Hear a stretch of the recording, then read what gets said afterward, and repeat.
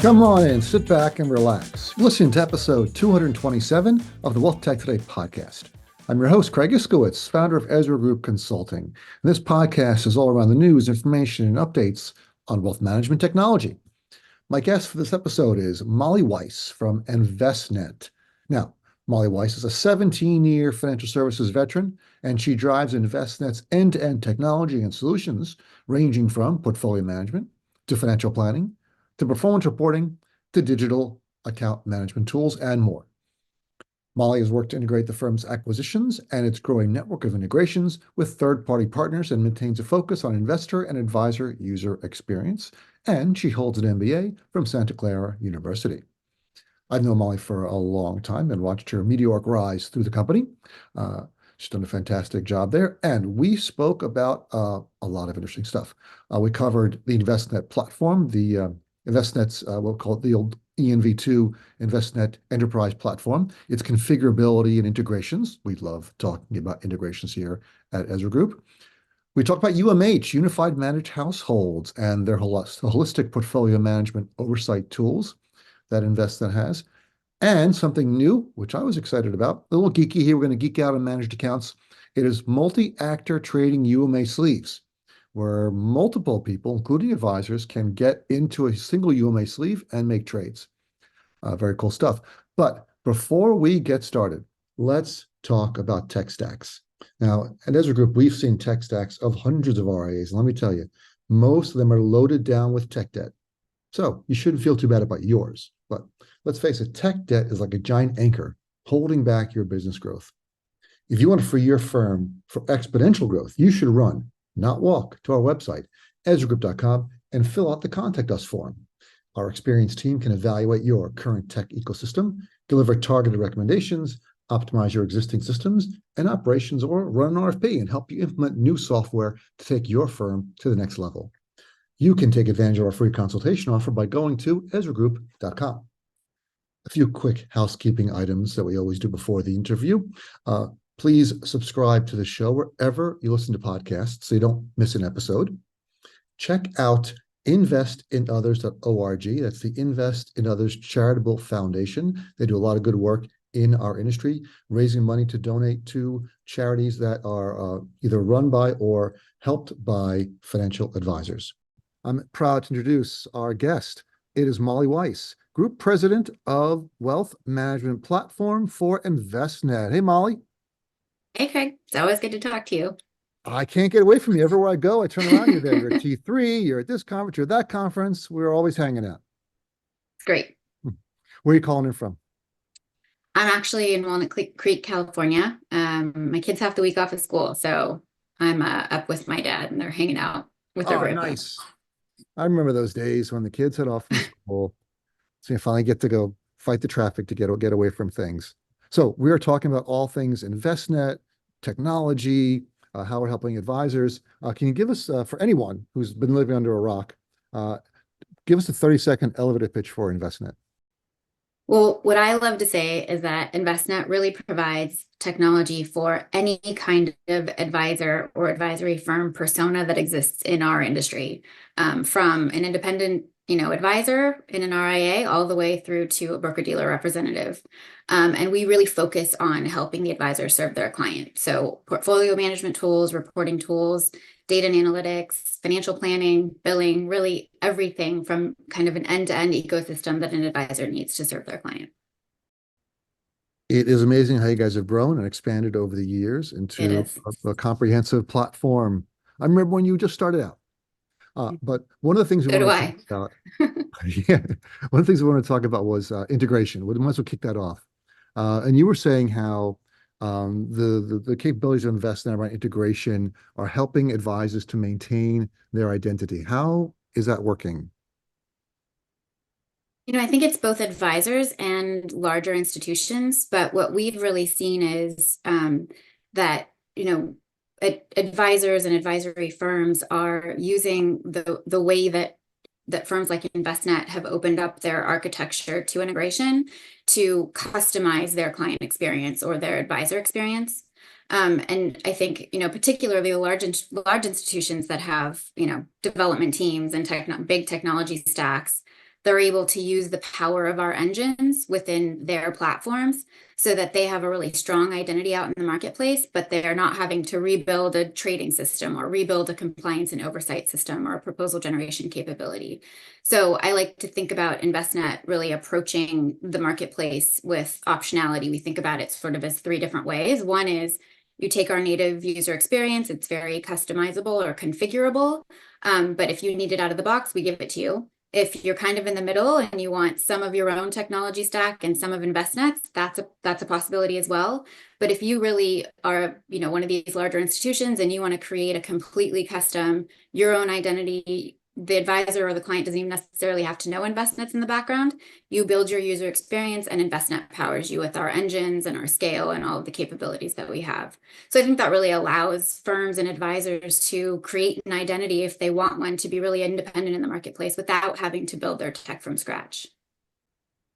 I think it's what a lot of people don't realize is if you're going with a firm like Envestnet and you've got this full end-to-end platform, you don't have to use the whole thing.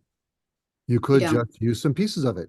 You could use the That's core right. and add some stuff on around it. You could pull some point solutions in, and you've got a wide range of integrations. And you guys score very well on the Ezra Group Wealth Tech Integration Score because of the capabilities you've built over the years. So, can you give me an example, like a use case for an enterprise broker-dealer, enterprise RIA, nationwide RIA, on how they would implement Envestnet, but also bring in point solutions where they want it to?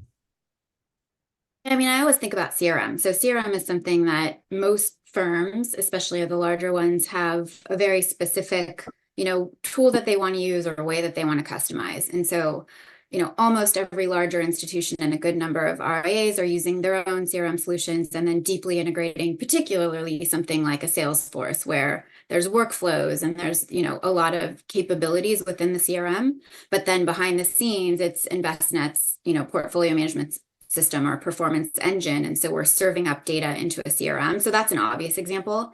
But some of the ones that maybe people don't recognize as widely is, something like a different risk assessment tool. So our proposal generation capability has a native risk assessment tool. But if a firm or an advisor has another one that they love to use, we kind of have a plug and play. So we can just let them use that experience, but then take in the risk score from that other vendor. And, it becomes something that if the firm or the advisor wants to, is very much their sort of secret sauce, and they're creating this proposal onboarding experience. And again, they're using, our scale and our engine in the background. So examples like that are really common. Most enterprise broker-dealers, enterprise RIAs, for CRM, they're almost all using Salesforce. It's just They are, become yeah. the CRM of choice. Not which isn't a good or bad thing, but I know from our clients working with you, you have very tight integration with Salesforce, bi-directional. So That's right. it's a huge benefit because in the past you'd update something in the CRM and then it maybe wouldn't go back to an investor, or vice Yeah, versa. The custodian would update something and then it wouldn't get back to the CRM. So that's right. talk a little bit more about that and how those integrations are helping firms build out their capabilities. Yeah, I mean, it really comes down to, and this is one of the things I always like to say we do well at Envestnet, and it's my absolute favorite part of my job. I think you probably do a lot of this too, Craig, Mhm. but it's sitting down with the firm and understanding the practices that they have. So how does the advisor, what do they do? What's the first thing they do when they walk in the morning? And, when a client calls in, what system do they go to first? And so I think if you think about it that way, a lot of advisors and a lot of firms are living in their CRMs. And so our approach to integration with the Salesforce has been to, create integrations that allow for the advisor to, pull up a client in their CRM in Salesforce, but then see the performance data so a client calls in, the advisor Mhm. immediately sees, well, this is the client's portfolio valuation, the performance, their most recent transactions. And then the client, maybe they're calling because they need some cash.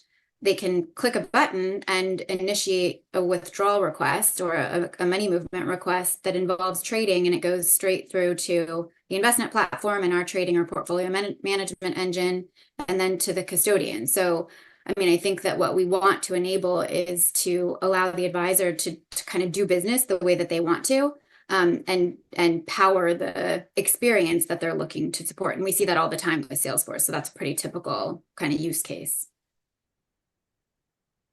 Yeah, we do have a lot of clients. We're seeing it more and more where broker-dealers and enterprise RIAs are building more and more capabilities into Salesforce to become the tool that advisors live in all day. They never have to Yeah, leave. They open accounts through Salesforce. They check, of course, that's right. all the CRM. They can check, as you mentioned, performance, holdings inside Salesforce and kick off many different workflows and actions from inside there. So it's become the interface of choice. It has been, yeah. So moving on to, you mentioned configurability. Yeah. One thing we hear a lot when we do a lot of RFPs for broker dealers and enterprise RIAs, and when they talk about Envestnet, they might say, "Well, everyone's got Envestnet. Why we don't want to be like everyone else?" But can you talk a bit about how configurability enables firms to build out a completely unique platform? Yeah. Well, it's funny because, on the one hand, it's the thing that really makes Envestnet unique and it's one of our strengths. On the other hand, it's kind of the bane of my existence because it means we support a lot of different features and a lot Right. of different flavors of those features. But we really, when we started building the platform over 20 years ago, we took a very intentional approach of configurability. So we weren't building custom platforms for anybody. We were, as we added new features, we used to call them brand values because the very first thing we made configurable was a firm's branding. Mm. And so we very intentionally decided that every time we built a new feature, we weren't going to create custom code or create something that was very dedicated. We were going to add something that anybody could use. So what that's resulted in really is, thousands of points of configuration. And that means that a firm or an advisor using Envestnet's technology can really create almost what feels like a custom platform, but then it's not maintained like a custom platform. And the most important thing about that is it means that you get the benefit of all of the things that we add. So every time we add a new feature, an advisor or a firm can decide to turn that on or off, and it doesn't then interfere with what they've created for themselves. It's definitely a challenge because that means that my team has to know exactly how to support these different flavors of configurability and these almost custom platforms that are really just specific configurations. But I think what it allows is, goes back to the point before, it allows for a great personality in the platform that's very specific to that firm or that advisor, but in a scalable way. And that's, I think, probably of all the decisions that we've made at Envestnet, that's been one of the really smart ones that we made very, very, very early on. It's funny you mentioned that because just today I just posted an article that I wrote. It's called "From Chaos to Clarity: Why You Should Change Your Processes, Not Your Vendor's Software." Because I mean, you've seen it. We've worked with you guys on this on clients who shall remain nameless, who gave you a punch list of hundreds of things they want to change Yeah, before they would bring your software on, because that's the way they were doing it with the other vendor. yeah, And we try to convince them, look, you picked Envestnet, or if you're moving away from Envestnet to another vendor, you picked this other vendor sure. because you like them better and because they have these capabilities that you didn't have before. Why don't you give them a chance to say, well, here's other things they've got that they've done better. They've been in business for a long time. Their Yeah, software is the coalescence of hundreds of decisions, thousands of decisions and inputs of best practices from the biggest companies all over the country. And you're getting that advantage. Why not take advantage of it? Don't ask them to change those workflows to match the way you're yeah. doing it. Maybe the way you're doing it isn't so good. Yeah. Well, and that goes back, Craig, to the thing I said about what I love about my job and what I think you love about yours is sitting down with a firm like that and really being consultative and hearing what they're doing and then maybe giving them some insight on what we've seen other firms do. I mean, we have the great advantage of seeing how a lot of different firms are doing business and seeing what works and what doesn't. And I think that's a great thing about the seat that I sit in, and I know the seat that you sit in is we Yeah. get to sort of see what works and what doesn't. And you're right, changing vendors is not necessarily going to solve all your problems. Well, but if it will solve some problems, but let them solve the problems. Don't give them a punch list and say you need to change all these features to make it match Yes, our workflow. Because that's right. oftentimes the workflow you're doing isn't really your value added. It's just the way you've always Yeah, done. And if you're going with Envestnet, use Envestnet's workflow, see how it goes. You yeah, most likely, in most cases, 8 out of 10, 9 out of 10, you're going to be more efficient. You're going to scale better because you're using the system the way it's designed rather than making you go through this whole change process, go into Yeah, that's development, right. changing screens, adding stuff, adding buttons and whistles and bells and whistles, which is changing the workflow that you've honed over the years to be efficient and effective. That's right. Right? And it's not just That that's said, for anybody. though, yeah, I mean, that said, sometimes you sit with a firm like that and they tell you something about what they're doing. And like in my feed, I'll be like, well, yeah, that actually probably makes a lot of sense. And we need to add that point of configuration. But Right. I think it's about the discussion and sort of that consultation. Right. But it's, we have a methodology where we walk through all their requirements and say, do you really need this and why are you doing it? Right. And nine times out of 10, they don't really need it and no one remembers why they're doing it. Right. And as you mentioned earlier, most likely, most of what they want can be configured inside your platform to change the way Right. things are working without calling the developers, which requires a change order. You got to put into your product That's roadmap, right. which is booked out till 2028, right? And then when you get it, you got to test Unfortunately. it, and who knows? Right. So anyway, that's Yeah. all in my article. Anybody wants to read that, go to wealthtechtoday.com. You can read that article from chaos to clarity. All right. But now we're talking about Envestnet. So we talked about what we both love about our jobs. Yes, learning about how clients work and how they're doing business and how we can help them. Well, I like solving problems. That's one of the things like about being a consultant is we get to solve complex problems for our clients. Absolutely. And so do you. Absolutely. It's my favorite thing to do. Hmm. And there you go. So let's talk more about some of the capabilities of the Envestnet platform. Let's talk about something that's been on the agenda for a long, long time, Unified Managed Households, UMH. Tell me something new that I don't know about what Envestnet's doing with UMH. Well, I think that it's something that has been around for a long time, and I think a lot of people are talking about it. A lot of firms or technology providers say that they do it. I think that the approach that we're taking is to really allow the advisor to manage a household that has any type of asset or solution.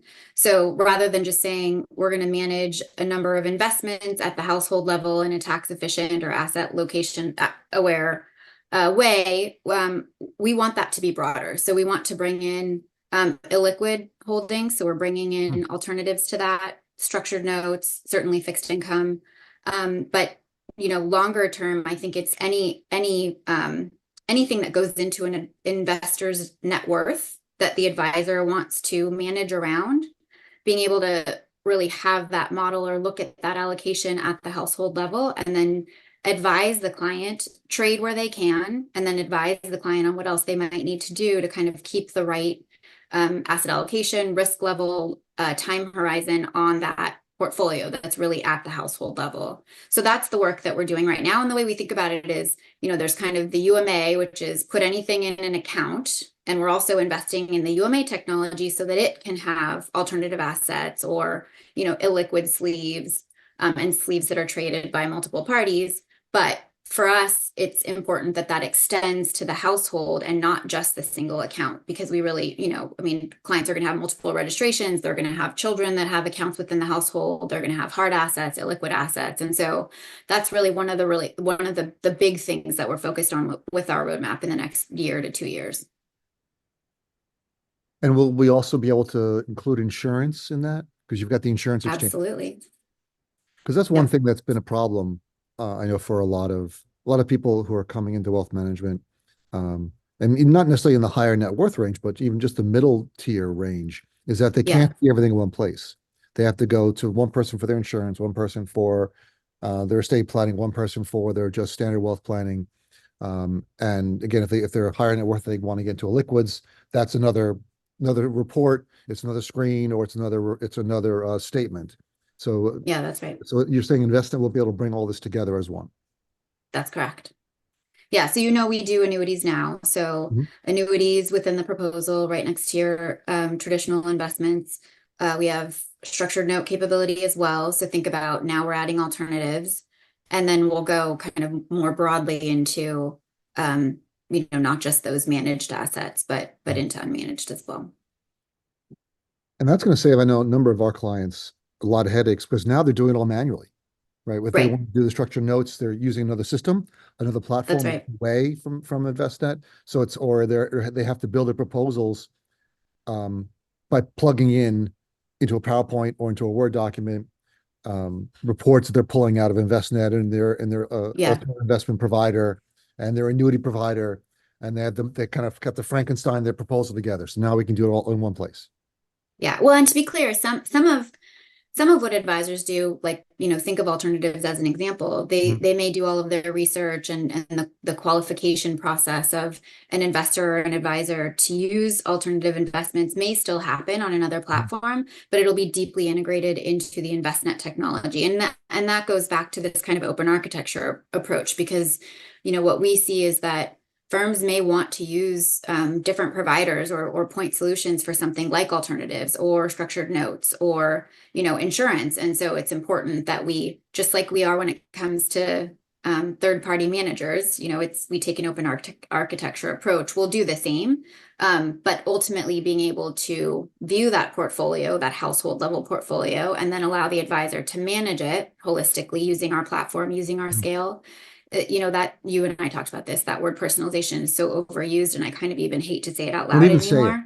Just don't say. I'm I'm gonna sorry. I'm gonna bleep that out like a Okay, curse. leave it out.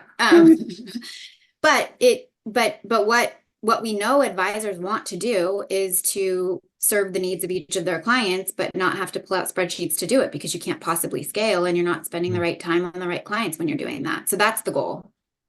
I mean, if you just kind of boil it down to its essence, I think that's what it is. One joke we make with new clients is what would happen if tomorrow when you came in and Excel didn't work, and everyone goes, we would just shut our doors. We couldn't even operate. And it doesn't matter what provider, what That's so platform, what sad. technology, everyone's got Excel plugged into all over the I place, know.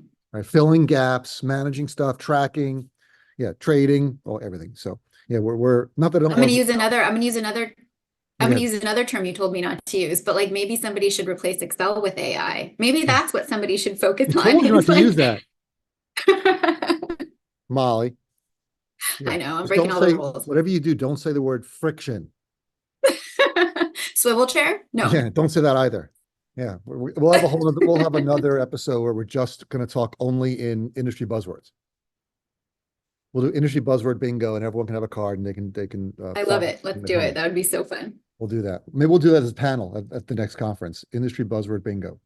All right, cool. All right, so we're rapidly running out of time, as we always do whenever you and I talk. So you mentioned you threw it out in passing like it was no big deal, Molly. You said advisor traded sleeves, then you said multi-actor sleeves. What the hell is that, and how do you do that? I mean, we've had trouble getting one trader into a sleeve. Yeah. You're gonna get multiple traders in the sleeve? I don't believe you. I'm calling bullshit. Well, BS on to that. be fair, all right, fair enough. But also to be fair, we're legging into it. So what I would say is that the nirvana of UMA technology and capabilities is that you have an account that has multiple sleeves. The sleeves own their shares or own their lots, and you can have multiple actors, meaning you could have a money manager in there trading a sleeve, meaning executing trades of a sleeve. You could have an advisor executing their trades. You could have Envestnet executing trades. And then maybe you have a more illiquid sleeve as well. So you've got this, that's what when we talk about multi-actor UMA, that's what we're talking about. And so that's our roadmap. So that's where we want to get and where we know we need to get. What we're doing to kind of leg into that is starting with more control over the sleeves, and where we're getting the most demand for that first is with the advisor sleeve.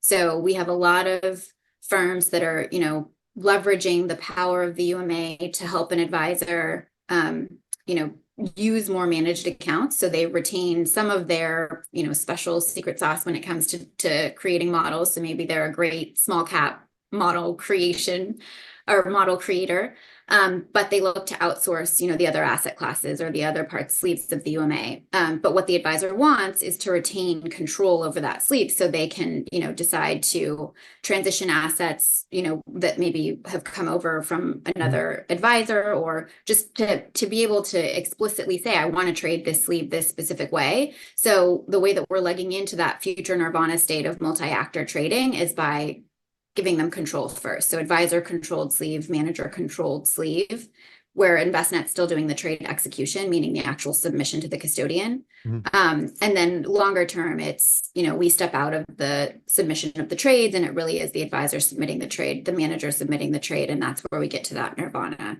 So you're right. You're right to say, are we going to get there? It's the right question, but I think it's really important. I think it's the future of the UMA, and I think it's and it's what we need to do. We're already seeing some of our larger broker-dealer clients launch advisor traded sleeves. So it's Yeah, here already. It's already here. So why not do multi-actor that's traded right. sleeves? Might as well give them the capabilities that they're going to ask for it at some point. You That's right. mentioned the Nirvana state, Yeah. and you also mentioned transition sleeves, and that's one. Maybe we can end with that. That's something a lot of firms don't think about, how they're going to handle that, Yeah. and capability of a transition sleeve to be able to sell down and slowly move assets over time into the model without incurring major tax consequences is a scalability play. Yeah. So, I think we've had the concept of like an unsupervised position where you're just like holding it off Right. to the side, and that works to some extent. But I think what that doesn't do is give the advisor a scalable, really thoughtful way of getting out of the position over time and still having management of the position. Because the minute you say it's unsupervised, it's isolated, it's out of the portfolio, the advisor can't bill on it, the advisor Mhm. can't really manage it and isn't taking management of it. Mhm. And isn't adding the value that they should be adding, right? So what we've added is, and sometimes you'll hear us call it parking sleeve. Envestnet, we're famous for having really creative names for things, but Mhm. really it's a transition sleeve within a UMA or within an account that allows the advisor to decide how it will be transitioned to managed or to the managed part of that portfolio. And we've seen firms are really excited about this. Advisors and firms are excited because it's so much a part of their existing workflows, and that they don't have to use Excel. So it's awesome. I'm excited. I love anything about It's good. UMAs. Anything UMA Yeah, related, managed accounts related, we're going to geek out on it, and that's what we me do too. here on this podcast. All right, we've run out of time, Molly. Fantastic. You've said it all. Can you please tell everyone where they can find more information about Envestnet? Well, we have a lot of presence on LinkedIn. You can look me up on LinkedIn, and then you can always find out more at envestnet.com as well. Molly, thank you again for being on the program and sharing all this great information for us. Always great to be here. Thank you very much, Greg. Hey, it's Craig again. Here are my top three takeaways from this episode with Molly Weiss. Number one, configurability. Envestnet is one of the most configurable platforms on the market. One reason is they've been around for the longest time, a very long time. And because they have, their clients have continually helped them drive uh, interaction with the system and drive new features to the system, drive new configuration options to the system, which on one hand makes it harder to learn, a little bit of a longer learning curve. But once you get up to speed, you can basically create almost any platform you want, any program you want on their platform. So even though a large percentage of the industry runs on Envestnet, each firm can have very unique product offerings by configuring the platform to the way they would need. Two, unified managed households. It's been around for a while. Envestnet is doing a good job delivering on the capabilities that people expect in unified managed households. Their goal is to allow advisors to manage any type of asset or solution at the household level. And some new things coming soon, according to Molly, are support for illiquid holdings, alternatives, and insurance products. Number three, multi-actor trading UMA sleeves. Cool stuff. It's not easy to build these type of technologies that allow advisors to directly trade a UMA sleeve. The reason being is you don't want to damage the scalability. What UMA is an operational construct. It's not something that a client is going to come to an advisor and say, hey, I want that UMA thing. UMAs are sold, not bought. And in order to do that, in order to get the capabilities of UMA, you need to centralize it. So allowing advisors to trade in a sleeve, if it's not done correctly, could impact the scalability. So impressive what Envestnet is planning to do here. The future goal to allow multiple parties to execute trades in a sleeve of UMA. They're going to start with advisor control sleeves based on client demand, and will eventually allow managers, advisors, and Envestnet to all trade separate sleeves inside the same UMA. Well, there you go. Thanks for listening. You made it to the end of another episode of the Wealth Tech Today podcast. Before you go, head to our website, ezragroup.com. Scroll to the bottom of the homepage and sign up for our newsletter.